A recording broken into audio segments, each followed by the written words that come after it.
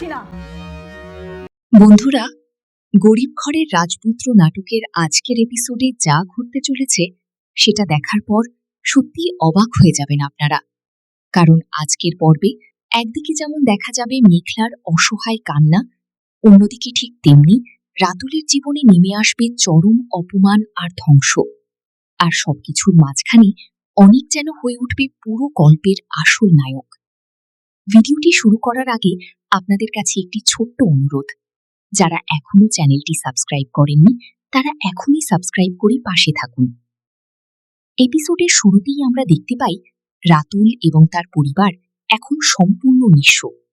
যাদের একসময় ছিল কোটি কোটি টাকার সম্পদ, বড় বড় গাড়ি বাড়ি, আজ তারা রাস্তায় দাঁড়িয়ে খাবারের জন্য মানুষের লাইনে দাঁড়াতে বাধ্য হয়েছে। সারাদিন না খেয়ে থাকার কারণে রাতুলের পরিবারের অবস্থা একেবারেই খারাপ হয়ে যায়। এমনকি তারা বাধ্য হয়ে গরিব মানুষের খাবারের লাইনে দাঁড়িয়ে খাবার নিতে যায়। কিন্তু ভাগ্যের কি নির্মম পরিহাস দেখুন, সেখানে গিয়ে তারা দেখতে পায় খাবার বিতরণ করছে অনিক এবং বৃষ্টি। এই দৃশ্য দেখার পর রাতুল যেন লজ্জায় মাটির সঙ্গে মিশে যায়, কারণ যাকে সে একসময় অপমান করেছিল সেই অনিক আজ মানুষের পাশে দাঁড়িয়ে সাহায্য করছে, আর রাতুল নিজেই আজ ভিক্ষার মতো খাবারের লাইনে দাঁড়িয়ে। অন্যদিকে অনিকও রাতুলকে স্পষ্ট ভাষায় জানিয়ে দেয় বিশ্বাসঘাতকদের জীবনে কখনোই ভালো পরিণতি আসে না। অনিক বলে যেদিন সে রাতুলকে রাস্তা থেকে তুলে এনে বন্ধুর মতো আপন করে নিয়েছিল সেদিন সে কখনো ভাবেনি এই মানুষটাই একদিন তার বুকেই ছুরি মারবে। কিন্তু প্রকৃতি সবকিছুর বিচার করে দেয়, আর আজ রাতুল সেই বিচারই পাচ্ছে। এরপর গল্পে আসে সবচেয়ে আবেগঘন মুহূর্ত। মেঘলা অনেক কষ্ট করে অনিকের সঙ্গে দেখা করার ব্যবস্থা করে, কারণ সে এখনও অনিককে আগের মতোই ভালোবাসে। সে চায় অনিক যেন তার ভুল ধারণা ভেঙে সত্যিটা জানতে পারে। মেঘলা একটি রেস্টুরেন্টে অনিকের জন্য সুন্দর একটি সারপ্রাইজের ব্যবস্থা করে, কিন্তু সেখানে গিয়েও তাকে অপমানের শিকার হতে হয়, কারণ সাধারণ পোশাক দেখে রেস্টুরেন্টের কর্মচারীরা তাকে গরিব ভেবে অপমান করতে থাকে। পরে যখন তারা জানতে পারে মেঘলাই শালিমা বিল্ডার্সের একমাত্র মালিক, তখন সবাই অবাক হয়ে যায়। কিন্তু আসল ধাক্কাটা আসে যখন অনিক সেখানে পৌঁছে যায়।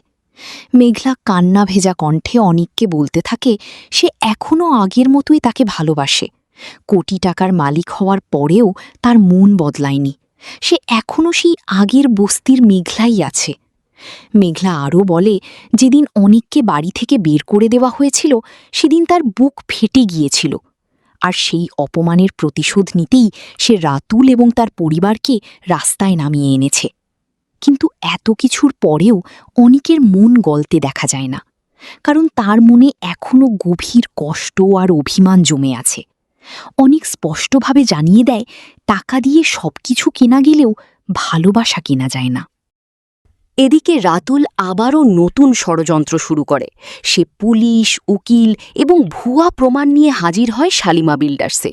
রাতুল দাবি করতে থাকে মেঘলা আসলে সাকিব চৌধুরীর আসল মেয়ে নয়, বরং অন্য একজনই শালিমা গ্রুপের প্রকৃত উত্তরাধিকারী। এই কথা শুনে পুরো অফিসে শুরু হয়ে যায় উত্তেজনা। ম্যানেজার থেকে শুরু করে সবাই অবাক হয়ে যায় রাতুলের এমন ষড়যন্ত্র দেখে। কিন্তু এখানেই শেষ নয়, মনে হচ্ছে আগামী পর্বে আরও বড় কোনো সত্য সামনে আসতে চলেছে। সব মিলিয়ে গরিব ঘরের রাজপুত্র নাটকের এই পর্বটি হতে যাচ্ছে আবেগ, প্রতিশোধ, ভালোবাসা আর নাটকীয় ঘটনায় ভরপুর একটি অসাধারণ এপিসোড। তো বন্ধুরা, আপনারা কি মনে করেন, অনিক কি শেষ পর্যন্ত মেঘলাকে ক্ষমা করবে, নাকি রাতুল আবারও নতুন কোনো ষড়যন্ত্রে সফল হবে? আপনাদের মতামত অবশ্যই কমেন্ট করে জানাবেন। আর গরিব ঘরের রাজপুত্র নাটকের নতুন নতুন আপডেট পেতে চ্যানেলটি সাবস্ক্রাইব করে পাশে থাকুন। ধন্যবাদ সবাইকে।